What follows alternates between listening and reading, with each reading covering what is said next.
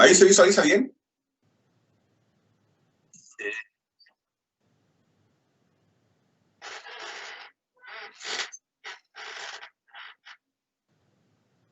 Ya, mire, habíamos visto inicialmente planteamiento del problema, desde, por ejemplo, la idea inicial de investigación, después cómo esa idea inicial de investigación se comienza a abordar desde el planteamiento del problema, se hace la formulación de los objetivos, la contextualización también del problema, la pregunta-problema, y también vemos lo que tiene que ver con la justificación o la relevancia de la investigación.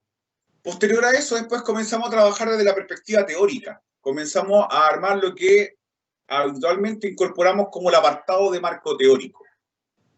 Una vez que ya hemos avanzado con la teoría, tenemos más conocimiento acerca del tema que estamos revisando, debemos meternos ya con el tema de la hipótesis, que son, de cierta forma, alguna explicación o alguna aseveración acerca de lo que nosotros podríamos tener como resultado, y esto obviamente como aseveraciones o afirmaciones anticipadas a la realización de la investigación o más bien a la ejecución, que tiene que ver con la recogida de datos y el posterior análisis de dichos datos. Por tanto, la hipótesis en sí es más bien una explicación, o yo doy ciertas aseveraciones o ciertas afirmaciones con lo que supuestamente me voy a encontrar. Pero eso no nace de la nada, sino que es basado en la teoría, basado en el marco teórico que yo pude elaborar. Cuando yo tengo información acerca de la teoría, yo pudiera después tener a lo mejor ciertas, de cierta forma, cierta información que me permitiera obviamente saber qué pudiera ocurrir, trato de predecir, y que es la función también que tratamos de ver siempre en lo cuantitativo. Cuando tenemos que ver obviamente alguna investigación, tratamos de anticiparnos a los posibles resultados, y eso es a través de la hipótesis. Por tanto, ¿qué es lo que es la hipótesis en sí? Nos puede servir como una explicación anticipada, como una suposición de la relación de hechos o fenómenos. Además, sirve también muchas veces como un eslabón o una especie de puente o de unión que enlaza la teoría con la investigación. Por tanto, yo hago una especie de bajada desde la teoría hacia la investigación. Por tanto, yo trato de, mediante la hipótesis, de plasmar lo que dice la teoría en la investigación, de modo tal que yo trato de predecir con lo que me podría encontrar dentro de la investigación.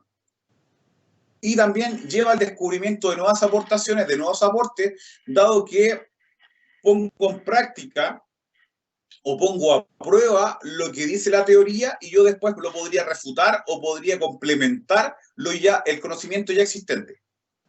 Su respuesta, por tanto, conduce al planteamiento de nuevas hipótesis.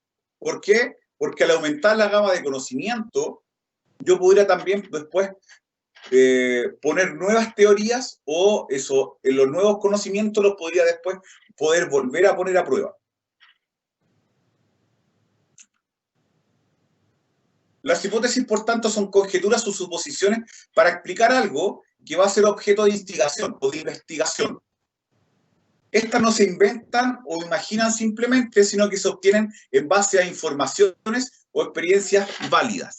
O sea, en base a la evidencia que yo he podido recopilar, yo formulo las hipótesis. ¿Por qué? Porque esa información que yo he podido recopilar y que voy validando mediante los procesos de investigación, lo voy afianzando y lo voy dejando como teoría. Y esa teoría, por tanto, también me permite extraer ideas que acá se mencionan como conjeturas o suposiciones acerca de lo que yo voy a estudiar. Por tanto, trato de extraer ideas para ver a lo mejor cómo podría yo a lo mejor pronosticar o predecir lo que yo voy a estudiar, cómo se pudiera comportar esto. Pero obviamente esas ideas debo tenerlas de evidencia anterior. O sea, no nace de la nada o no nace por una suposición mía, sino que tiene que ser a través de algún evento científico, por tanto, alguna investigación previa que me entregue dicha información. ¿Qué características debe tener la hipótesis? Debe referirse a una situación real, obviamente, porque si es algo que no es real, no es tangible y no es comprobable y no es medible, por tanto tampoco es contrastable. Las variables o términos de la hipótesis deben ser comprensibles, precisos y lo más concreto posible. La idea es que cuando yo formulo una hipótesis o los términos que voy a usar dentro de mi hipótesis sean entendibles a modo tal que quede claro hacia dónde apunta dicha hipótesis. La idea es no utilizar términos muy complejos ni tecnicismos tales que permitan complejizar la comprensión de la hipótesis o que pudiera dejar en una nebulosa, dejar poco claro hacia dónde apunta dicha hipótesis. La idea es que yo debo tener claro, si yo, por ejemplo, voy a comparar dos grupos, para que quede claro cuál es el grupo que yo espero que obtenga el puntaje más alto versus el otro. O sea, si yo ocupo una redacción media extraña, media ambigua, eso no me sirve. La hipótesis debe ser clara. La relación entre variables propuesta por una hipótesis debe ser clara y verosímil. Cuando hablamos de verosímil es un tema más bien relacionado con la lógica. O sea, la relación de qué forma se podría dar y por tanto cuando hablamos de verosímil que tenga que ver también con una relación que no pueda ser casual. A ver, existe un concepto que se llama, por ejemplo, de relaciones espurias. No sé si alguien lo ha escuchado. Cuando hablan de relaciones espurias.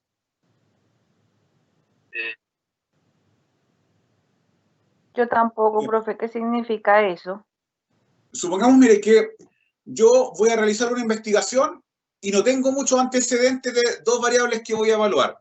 La evalúo y, oh, casualidad, apareció, por ejemplo, en cuanto a los valores numéricos que me arrojaron las mediciones, tenían relación entre sí. O el coeficiente de correlación medio significativo. O sea, la prueba se valida y que me dice que las dos variables están relacionadas.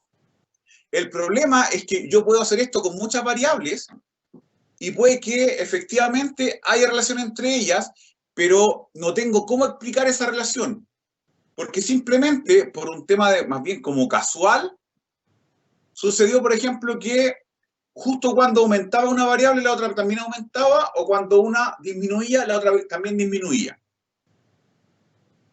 Por tanto, había relación entre las variables, o los coeficientes así me lo decían, pero yo no tengo cómo explicar esa posible relación, porque simplemente medí dos variables y vi si que estaban relacionadas, o si el coeficiente de correlación me da significativo.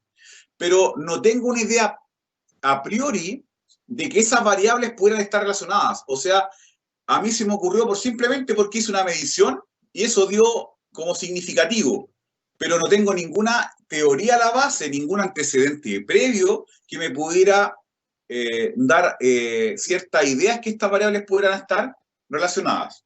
Por tanto, la verdad es más bien como una pseudo relación entre variables, una relación más bien falsa de que no tengo cómo comprobarla, simplemente fue porque los números calzaron. Así de simple. Y puede ser por una mera casualidad. Por eso es que se habla de relaciones espurias, como que yo de cierta forma comienzo a meter variables en los análisis y por alguna razón hay algunas variables que son significativas, pero no tengo cómo explicar de por qué están asociadas esas variables. Por eso es que cuando se habla de que sea de forma clara, también se habla de que además de forma clara sea verosímil, o sea, tenga cierta lógica esa asociación entre variables. Si no tiene lógica, la verdad no tiene mucho sentido. Los términos o variables de las hipótesis deben ser observables y medibles. Obviamente, para poder formular una hipótesis, dicha hipótesis debe considerar variables que sean observables y que sean medibles. O si no, pierdo el concepto de contrastabilidad. O sea, la variable deja de ser contrastable y la verdad no puedo saber después, posteriormente, si la hipótesis era verdadera o no. O sea, si yo no la puedo poner a prueba, porque las variables que se incorporan en la hipótesis no son observables, no son medibles, la verdad esa hipótesis no me sirve. Por eso es que en el primer punto hablábamos de que debe referirse a una situación real y que además, cuando hablamos de situación real, es que sean aspectos que sean medibles, que sean contrastables, que sean tangibles. Y como última característica es que las hipótesis deben estar relacionadas con técnicas disponibles para probarlas. Muy relacionado también con este punto. O sea, que yo deba contar con técnicas o ya sea instrumentos que me permitan poner a prueba dichas hipótesis. Puede que existan instrumentos o técnicas disponibles para probar, pero si yo no las tengo a la mano, ¿cómo voy a realizar esa investigación? No voy a poder probar la hipótesis, dado que las variables que yo estoy considerando en dichas hipótesis o en dicha investigación, no las voy a poder probar, no las voy a poder medir. Por tanto, estas técnicas deben estar disponibles para poder probarlas. O sea, debo contar con los instrumentos o con los medios necesarios para contrastar mis hipótesis. En cuanto a funciones o para qué nos sirven las hipótesis, nos sirven de explicación inicial, obviamente una explicación a priori de lo que podría ocurrir. Sirven también, se menciona que es de estímulo para la investigación. ¿Por qué? Me da cuenta de qué es lo que tengo que contrastar, por tanto, de cierta forma me da algunas directrices de hacia dónde debo llevar la investigación. De fuente de metodología también, porque en base a lo que yo debo contrastar y las variables que me incluye, debo ver, por ejemplo, qué técnicas a lo mejor metodológicas voy a emplear, qué métodos voy a usar. De criterios para valorar las técnicas de la investigación. ¿Por qué? Porque va muy ligado al punto anterior. Cuando yo tengo que valorar una variable o incorporo cierta variable en la hipótesis, debo saber qué tipo de variable es, qué nivel de medición tiene. Y en base a eso también me permite hacer la valoración de las técnicas que voy a evaluar. O sea, perdón, de las técnicas con las que voy a analizar dichas variables. Por tanto, si es una variable categórica, no es el mismo análisis que voy a hacer con una variable numérica. Por tanto, también de criterio para poder valorar las técnicas de la investigación. Y finalmente, como principio organizadores, debido a que me permite, aparte de lo que mencionaba anteriormente, de que sirve como directrices para la investigación, también me permite ordenar de qué forma voy a estructurar la investigación, porque también va muy ligada el tipo de hipótesis que tengo, la hipótesis que formulo, al tipo de diseño que voy a emplear. Y el diseño obviamente va en forma de la estructura que yo establezco en la realización de la investigación. Por tanto, también me permite ordenar y estructurar la investigación de una forma dada en función, obviamente, también de la hipótesis que yo formulo y las variables que incorporo también en dicha hipótesis. Si bien existen muchos tipos de hipótesis, a mí lo que me interesa es que veamos principalmente la hipótesis estadística, porque la hipótesis estadística es la que vamos a emplear mayormente en metodología cuantitativa y es la que usamos obviamente también para poner a prueba nuestros test estadísticos. Dice acá en la presentación que en la estadística las hipótesis se fundan en base a criterios numéricos. Obviamente, cuando formulamos hipótesis estadísticas, tienen que ir en función de aspectos numéricos y que están dados también, y que dichas hipótesis se expresan en función de parámetros estadísticos. ¿Cuáles son los parámetros estadísticos? Las distintas medidas que yo puedo utilizar, por ejemplo, la media, que corresponde se conoce también como el promedio.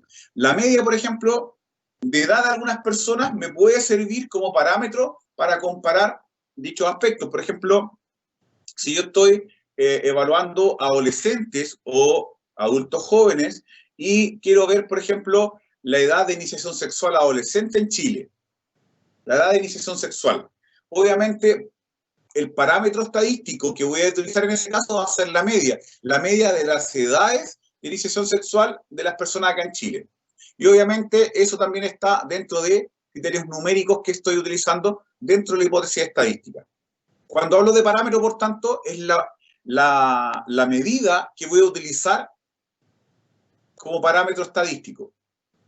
Puede ser la media, puede ser, puedo comparar a lo mejor las medianas, la desviación estándar, para ver a lo mejor qué tan variado es un grupo versus otro. O sea, son muchas obviamente las unidades que yo puedo utilizar como parámetro estadístico para poder realizar la contrastación de la hipótesis.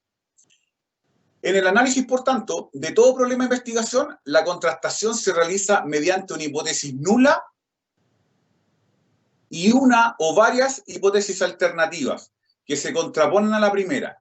Por tanto, siempre voy a tener una hipótesis nula y puedo tener una o varias hipótesis alternativas que van a una especie de versus, una especie de contrastación, como de contraposición o de oposición a la hipótesis nula. ¿Y qué es lo que es la hipótesis nula? Habitualmente se menciona también como status quo, que es como lo que conozco hasta este momento y que por tanto no conozco nada de aquí en adelante. O sea, yo solamente me quedo con lo que conozco hasta este punto. Por tanto, es aquella que nos dice que no existen muchas veces diferencias significativas entre los grupos que se estudian. Por tanto, yo muchas veces quiero tratar de demostrar que por alguna razón van a haber diferencias significativas en grupos que yo voy a evaluar.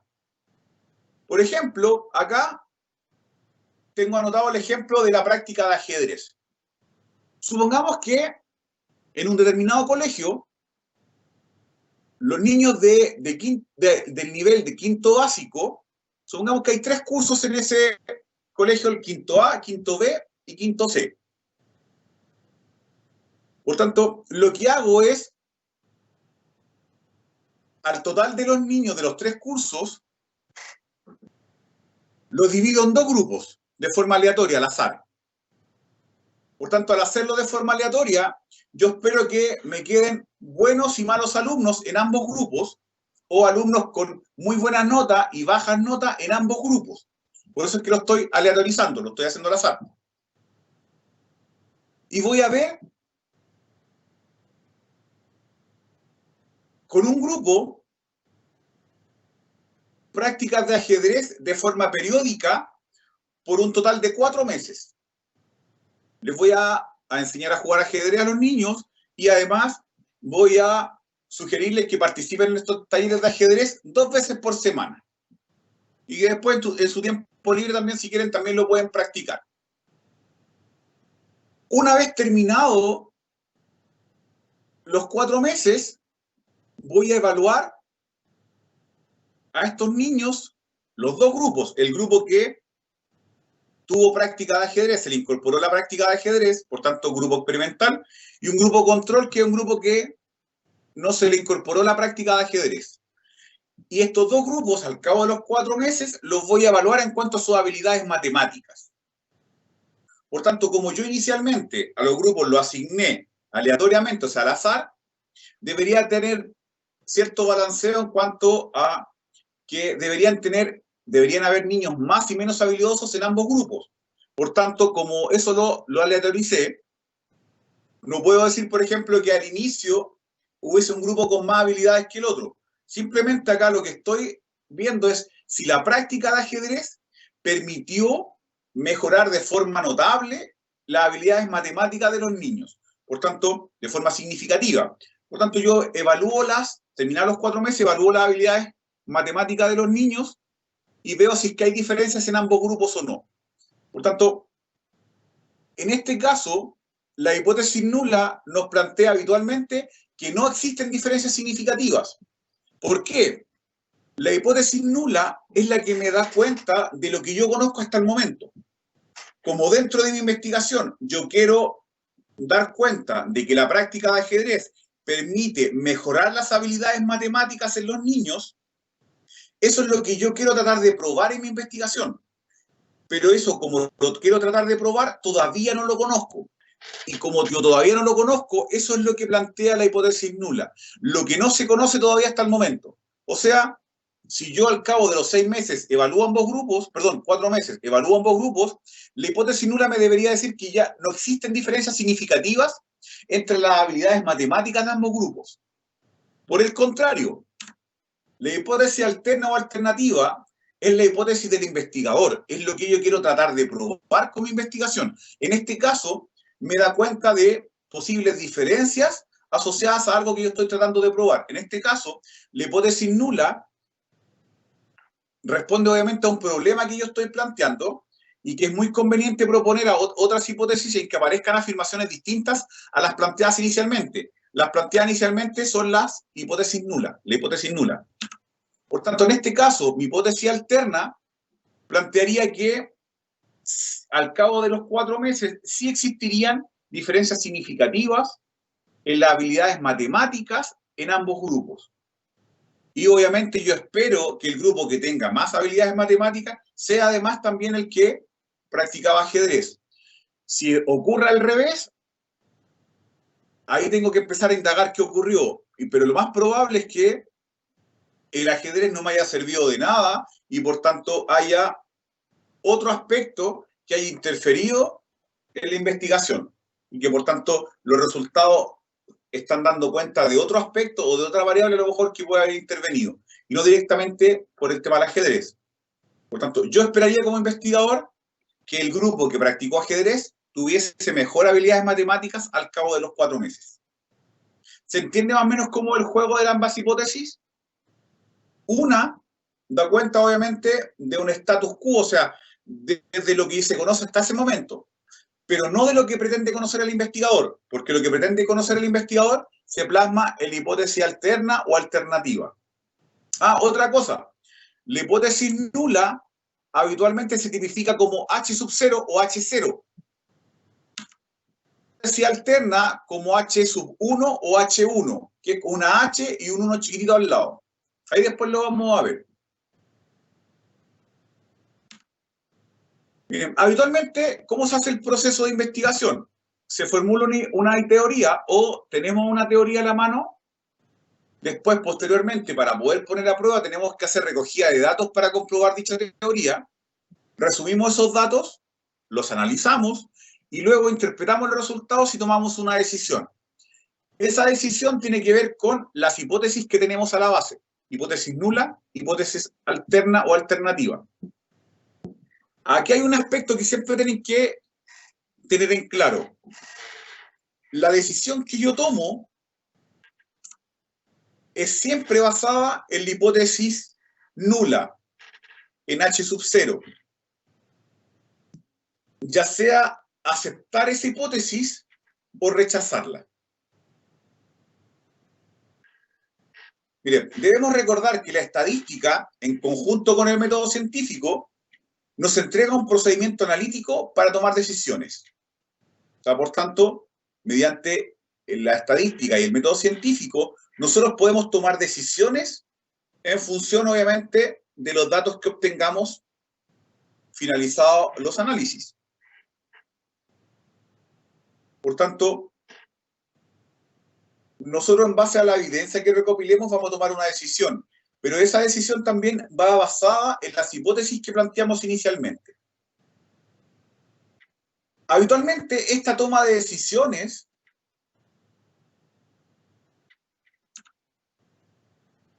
o sacar conclusiones también, la toma de decisiones acerca de una población basada en información de una muestra, lo denominaremos inferencia estadística. O sea, en la inferencia estadística, ¿qué es lo que hago? Quiero sacar conclusiones acerca de una población, pero a través de una muestra. Recopilo una muestra representativa de dicha población y obtengo conclusiones de la población basada en la muestra. Y obviamente a eso lo denominamos inferencia estadística. ¿Dudas hasta acá?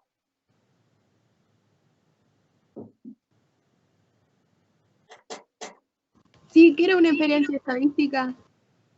No, la inferencia es el proceso que hacemos de obtener conclusiones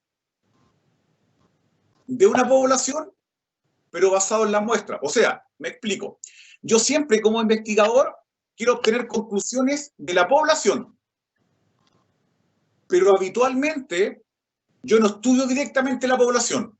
¿Y a qué me refiero con directamente? Si bien yo igual estudio la población, o siempre ese es mi objetivo, lo hago a través de una muestra.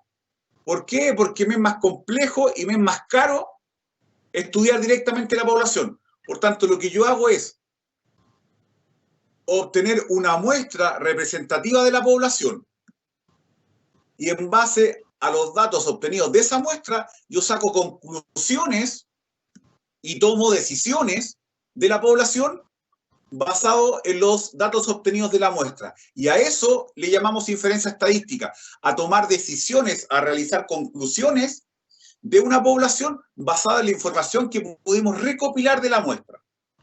¿Quedó más claro ahí? Sí, profe, muchas gracias. Ya.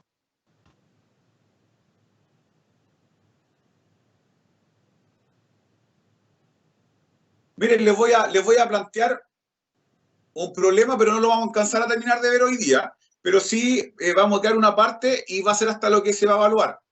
Pero la próxima semana después lo terminamos de ver, me interesa como que entiendan más o menos cómo se da el juego de la hipótesis alterna y la hipótesis nula. Supongamos que una persona tiene un molesto dolor de cabeza y dentro de lo que le informa la publicidad, lo que plantean las farmacias también, existen dos medicamentos que son como los más efectivos para el dolor de cabeza: la aspirina y el migranol. El más antiguo y el que se ha usado por, creo que tiene cerca de 100 años, creo, la aspirina, es del laboratorio Bayer, y este medicamento, por tanto, es el antiguo y es el que se ha usado hace muchos años. Y el migranol es un medicamento más nuevo que apareció hace poco tiempo y, por tanto, se quiere tratar de instaurar como que es mejor que la aspirina.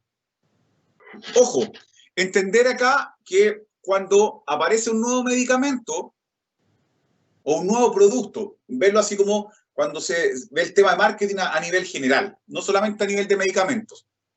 Cuando yo quiero instaurar un nuevo producto en el mercado, debo asegurar que tenga mejores propiedades que uno que ya existe. Si tienen igual propiedades, las personas, por un tema de tradición y por un tema de que les cuesta realizar cambios, van a tender a ocupar el mismo. O sea, si el migranol tuviese el mismo efecto que la aspirina, las personas lo más probable es que se van a quedar con la aspirina y no van a tomar la opción del nuevo medicamento, porque la verdad es lo mismo que el otro y no entrega nada adicional. Por tanto, si yo quisiera vender dicho producto como mejor que el otro, debería hacerlo de cierta forma. Laboratorio Bayer me dice que tome aspirina, ya que existe la teoría antigua de que la aspirina es lo mejor para el dolor de cabeza. Versus la idea de Laboratorio Vago, que es el que produce migranol, que me dice que tome migranol, ya que existe una nueva teoría de que el migranol es lo mejor para el dolor de cabeza y, por tanto, que el migranol es mejor que la aspirina, que el producto que ya se consume habitualmente. Por tanto, tendríamos esto: dos teorías que compiten entre sí. La hipótesis nula, que me plantea que la aspirina y el migranol, ambos son buenos para el dolor de cabeza, pero no hay una diferencia entre sí, entre estos productos. O el migranol puede ser tan bueno como la aspirina, como les decía anteriormente, pero eso no me produce ningún cambio. ¿Por qué? Porque lo que yo necesito es que el nuevo producto sea mejor que el antiguo. O sea, lo que trataría de imponer el laboratorio Vago es que el migranol es más efectivo que la aspirina. Por tanto, acá, en la hipótesis nula, se plantea que no deberían haber diferencias importantes en cuanto al efecto de ambos medicamentos contra el dolor de cabeza. Por tanto, el migranol podría ser tan efectivo como la aspirina. Pero acá yo planteo que el migranol es más efectivo que la aspirina contra el dolor de cabeza. Por tanto, la hipótesis nula en sí, denotada por H sub 0, esto es lo que les mencionaba. H sub 0 es cuando la H y un 0 como chiquitito al lado. Es el status quo, lo convencional, lo que ya se conoce. Que la aspirina es buena para el dolor de cabeza y, por tanto, el migranol a lo mejor es uno más y pudiera producir el mismo efecto. Pero si es más de lo mismo, me quedo con el medicamento que ya me sirve y que yo he consumido por mucho tiempo, la aspirina. Versus una hipótesis alternativa que me diría que la hipótesis alternativa, denotada por H sub 1, plantea que sí habrían diferencias, que por tanto el migranol sería más efectivo que la aspirina. Implica cambio, obviamente, ¿por qué? Porque yo tendría que reemplazar el medicamento que he venido consumiendo por muchos años y por tanto voy a consumir un nuevo medicamento que dice ser más efectivo que el anterior. Además, es lo que el investigador espera que sea cierto. Por tanto, la hipótesis alterna o alternativa es la hipótesis del investigador. Es lo que trata de demostrar el investigador y es lo que trata de imponer como nuevo conocimiento que no estaba actualmente en la teoría. Por tanto, H sub 0 sería el nuevo medicamento, es tan efectivo como el antiguo, o sea, no cambió nada. La aspirina sigue siendo de lo mejor también, porque el nuevo medicamento no es más efectivo. Y H sub 1, el nuevo medicamento es más efectivo que el antiguo, y eso es lo que yo trataría de demostrar.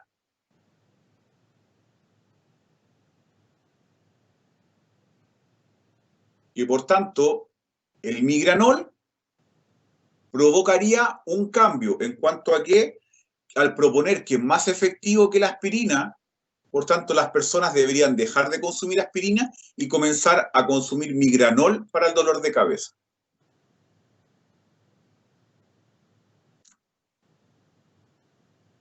Hay un concepto súper importante y que es, y aquí yo creo que vamos a ir cerrando el día de hoy, que habla que, o muchas veces yo creo que lo han escuchado, cuando se habla que los datos son estadísticamente significativos.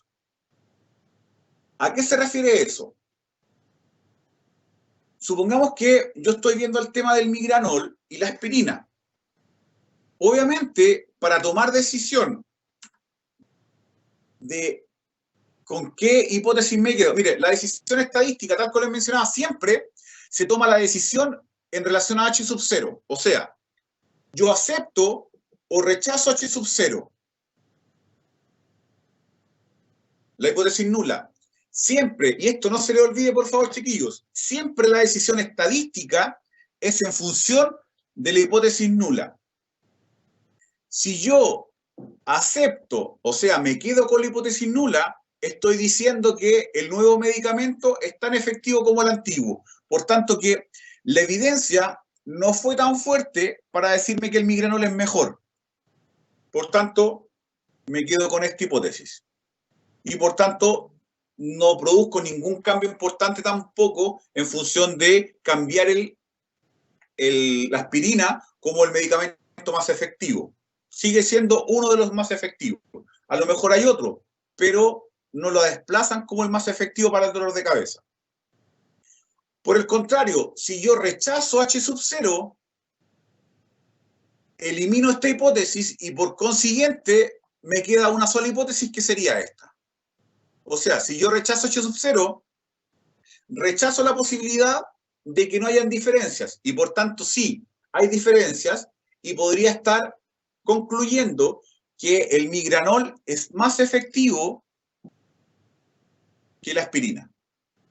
Ojo, eso recordar siempre, la decisión se toma con H sub 0, o sea, si yo rechazo, obviamente por consiguiente me quedo con H sub 1, pero no quiere decir que yo acepto H sub 1, sino que rechazo H sub 0 y por consiguiente me quedo con esto. Nuevamente el concepto. Por tanto, cuando se dice que los datos son estadísticamente significativos, dice, si las observaciones, o sea, los datos, la evidencia que yo pude recopilar, es muy poco probable, acuérdense que trabajamos con probabilidades, es muy poco probable si H sub 0 es verdadera. Vuelvo atrás. ¿Qué quiere decir eso? Que la evidencia, los datos que yo pude recopilar, me dicen que si yo me quedo con esta hipótesis, con H sub 0, es muy poco probable que acerte. Es como que yo estoy jugando en el casino y tengo dos opciones. y por tanto me dice que hay mucha más probabilidad, si yo elijo acá H sub 0, que me equivoque. Por tanto, lo que yo debo hacer es rechazar esta opción y tomar esta otra. Por tanto, dice acá, los datos que obtenemos de una muestra serán estadísticamente significativos si las observaciones o los datos que recopilamos son muy poco probables, si H sub 0 es verdadera. Por tanto, si son poco probables con H sub 0, eso quiere decir que son muy probables con H sub 1. Por tanto, si los datos son estadísticamente significativos, entonces rechazamos H sub 0 y nos quedamos con H sub 1. Rechazamos esta hipótesis y nos quedamos con esta. Por eso es que yo debo ver la evidencia, los datos, eso lo analizo y me indica que los datos son muy poco probables con H sub 0 o son muy probables. Por eso es que siempre la decisión es con H sub 0. Los datos me indican, ¿es probable que ocurra H sub 0 o no es probable? ¿O tengo más probabilidad de que no ocurra H sub 0? Si tengo muy pocas probabilidades de que ocurra H sub 0 o de que esto sea lo correcto, debo rechazar esto y me quedo con H sub 1.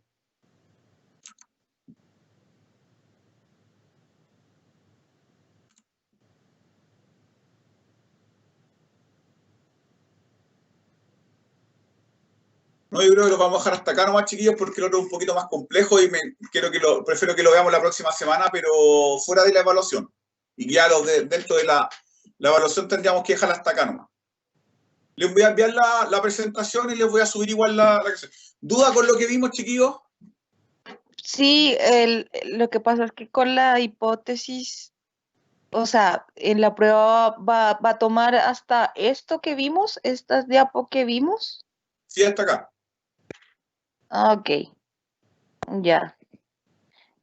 Entonces uno se tiene que fijar, o sea, es que lo que no sé es cómo, no sé cómo, es que dio harta información, entonces como para, o sea, ¿qué es lo más importante con lo que nos tenemos que quedar referente a la hipótesis? Como para concluir. Mira, de lo que vimos, sí, funciones, características, y acá me interesan que, más que de memoria, que lo entiendan cómo es lo de la H sub 1 y H sub 0. Porque si se entiende, igual si te lo preguntan distinto, igual uno puede responder. Pero si te lo aprendes de memoria y te cambian, por ejemplo, la forma de preguntar, te va a confundir. Por tanto, por eso es que me interesa que entiendan la lógica de cómo se hace el juego entre H sub 0 y H sub 1. Lo primero que tener súper claro, que les mencioné y les recalqué muchísimo, siempre la decisión estadística es con H sub Una 0, hipótesis, con la hipótesis nula. nula, una hipótesis nula. Ya. ¿Y en base a qué tomo la decisión? En base a la evidencia, a los datos que yo pude recopilar. Ok. Obviamente, en base a esa información, yo hago una especie de apuesta. O sea, ya, recogí harta información. Supongamos que necesito, por ejemplo, que me aparezca No, una con la carta. misma aspirina. O sea, con la ¿Ah? misma aspirina, o sea, o sea, digamos, o sea, como para entenderle. En No, la lo que pasa es que, hipótesis mira, es nula, que en base al mismo ejemplo de la aspirina o del migranol, voy a recopilar información. Supongamos que voy a personas que ocupen por un tiempo la aspirina y por un tiempo el migranol y que me vayan dando los resultados, por ejemplo, de cuál ellos encontraron que era la mejor. O qué nota le colocan, no sé, pues de 1 a 7, qué nota le colocan a la aspirina y qué nota le colocan al migranol. Entonces, para ver cuál es más efectivo, obviamente, entre más efectivo, más apegado al 7, entre menos efectivo, más apegado al 1. Entonces, por último, yo lo podría hacer después con los promedios, o sea, el promedio de notas que le colocaron a uno y al otro, para saber cuál o evalúan sea como que, más efectivo las personas que habitualmente sufren de dolor de cabeza. o sea, yo lo que le Entonces, entiendo, yo lo que le entiendo es que, por ejemplo, la hipótesis nula es como a datos que son más, como le dijera yo, Es como que se recopila bastante información, No, no, no, lo pero que pasa es que, no, ojo, es que en toda investigación yo después tengo que recopilar los datos. claro, no, pero a lo que me refiero es a la calidad de los datos. O sea, los datos no son no sé si decirlo así, como tan minuciosos como en la otra hipótesis, No, no, no, mira, para que no te confundas, yo hago la ajá, recopilación de los datos, como en toda investigación. Lo que pasa es que los datos, después yo cuando hago el análisis de dichos datos, tengo que ver si es que van orientados más hacia que yo rechace o acepte H sub 0. O sea, a que acepte la hipótesis nula o a que la rechace. Pero en función ya. de esos datos. Pero entonces, ¿en qué radica la diferencia de la una con la otra? O sea, ¿para qué me sirve la hipótesis nula y para qué me sirve la otra hipótesis? La hipótesis ¿Para qué nula me es lo sirve? que yo conozco hasta este momento, sin haber realizado la investigación. O Ah, sea que, perfecto. por ejemplo, la hipótesis nula es la aspirina, al igual que a lo mejor algún otro medicamento, sigue siendo como de lo mejor para el dolor de cabeza. Por el contrario, la hipótesis alterna me indica que hay otro medicamento que es mejor que la aspirina y que por tanto me provoca un cambio que, obviamente, un cambio en el mercado de medicamentos contra el dolor de cabeza, porque me estaría comprobando que hay un medicamento que es mejor que la aspirina y la aspirina se ha consumido por más de 90 años contra el dolor de cabeza. Por tanto, igual un cambio grande. Entonces, la Entonces, hipótesis le, nula, por eso es que se considera como status quo, que es como que lo que se conoce hasta este punto, pero sin haber ah, recogido la información todavía. Y una vez que yo hago la investigación, recopilo los datos, los analizo y veo si esos datos se inclinan más hacia que yo acepte H sub 0 o a que la rechace. o sea que, por ejemplo, una hipótesis nula podría ser, por ejemplo, digamos, en algo, digamos, aplicado hacia la psicología, ¿qué podría ser una hipótesis nula? Algo Supongamos que que, tenga, ya, tenga un statu quo fuerte. A ver, ¿qué puede ser? ¿Qué nos puede supongamos, enseñar? mira, yo tengo antecedentes que en la adolescencia las mujeres tienden a tener mayor nivel de ansiedad que los hombres. Ojo, en la adolescencia, y eso está comprobado. Pero desconozco que se produzcan esa misma diferencia en la adultez. Entonces, como yo lo desconozco, la hipótesis nula tendría que decir que hombres y mujeres adultos tienen los mismos niveles de ansiedad. Pero ¿sabes qué? Yo como investigador quiero demostrar que esas diferencias en los niveles de ansiedad se mantienen hasta la edad adulta. Por tanto, yo tendría que decir que en H1 que las mujeres adultas presentarían mayores niveles de ansiedad que los hombres adultos. Por tanto, como yo todavía no lo conozco, en H0 tengo que decir que no hay diferencias entre los niveles de ansiedad de hombres y mujeres adultas. Versus la hipótesis nula, o perdón, alterna, que es lo que yo quiero tratar de comprobar, de que existen diferencias entre los niveles de ansiedad de hombres y mujeres, y que yo espero además que el nivel de ansiedad de las mujeres sea más alto que el de los hombres adultos. Ah, ya, es como la hipótesis, ay, la La sub hipótesis uno, nula como que no, la otra. no me plantea diferencias habitualmente. Y la hipótesis Exacto. alterna es como lo que yo quiero tratar de probar, y que Es como el obviamente hay 2.0, es diferencias. como el 2.0 de lo conocido, de lo que ya es conocido. Sí, es una alternativa a lo que ya se conoce. Exacto, eso era todo. Pero ojo, Esa es la mejor conclusión. lo nuevo lo planteo en H1. Lo nuevo siempre lo planteo en H1, es lo que Perfecto. yo quiero tratar de demostrar, pero que todavía no se conoce. Lo tengo que demostrar. ¿Y cómo lo Ya. demuestro? Con la evidencia, con los datos. Y por tanto, una vez que recojo esos datos, los analizo y luego que los analicé, verifico. Si yo me quedara con H sub 0, ¿tengo más probabilidad de acertar o de equivocarme? O sea, los datos y la Claro, decisión siempre van en función de H sub 0. Si yo tengo más probabilidad de acertar, me quedo con H sub 0. Y si me quedo con H sub 0, estaría diciendo que no hay diferencias significativas en los niveles de ansiedad de hombres y mujeres en edad adulta. Pero si la evidencia, mis datos me dicen que si yo me quedo con H sub 0, tengo más probabilidad de equivocarme que de acertar, yo rechazo H sub 0 y por consiguiente me quedo con H sub 1. Si me quedo con H sub 1, por tanto, o sea, rechacé H sub 0, me quedo con H sub 1, diría que sí, que tengo evidencia suficiente para afirmar que existen diferencias significativas entre los niveles de ansiedad de hombres y mujeres en edad adulta. Y que además esas diferencias se inclinan a que las mujeres presentan mayores niveles de ansiedad que los hombres. Y que eso es lo que yo quiero tratar de demostrar, o quería tratar de demostrar, y mis datos me permitieron demostrarlo. Ojo, y si los datos me dicen que es más probable de que H sub 0 sea correcto, yo debo quedarme con H sub 0 y por tanto no demostraría nada nuevo. perfecto. ¿Quedó más claro ahora? Sí, ya me quedó claro. ¿Alguna otra duda, chiquillos?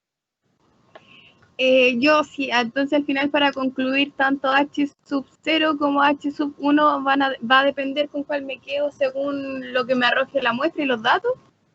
Sí, pues, o sea, en base a los datos yo tomo la decisión. Ya. La decisión estadística tiene que ir en función de los datos recogidos de la muestra. Y obviamente, lo que les decía al principio, yo siempre la decisión o las conclusiones tratan de ser, no siempre nos van enfocados hacia una muestra. Yo trato de siempre sacar conclusiones de una población a través de una muestra. Y por tanto, siempre los datos son de una muestra. Pero porque me es mucho más caro evaluar, por ejemplo, toda la ciudad de Talca que evaluar una muestra de la ciudad de Talca. O una muestra de Chile que toda la población de Chile. Por eso es que el censo se hace cada 10 años habitualmente, porque es sumamente caro y sumamente complejo realizarlo.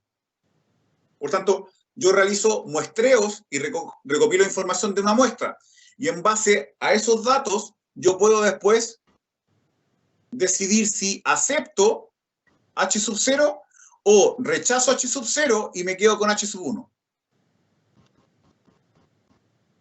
Ya. Ahora me quedó más claro. Gracias. Ya, chiquillos, ¿alguna otra duda?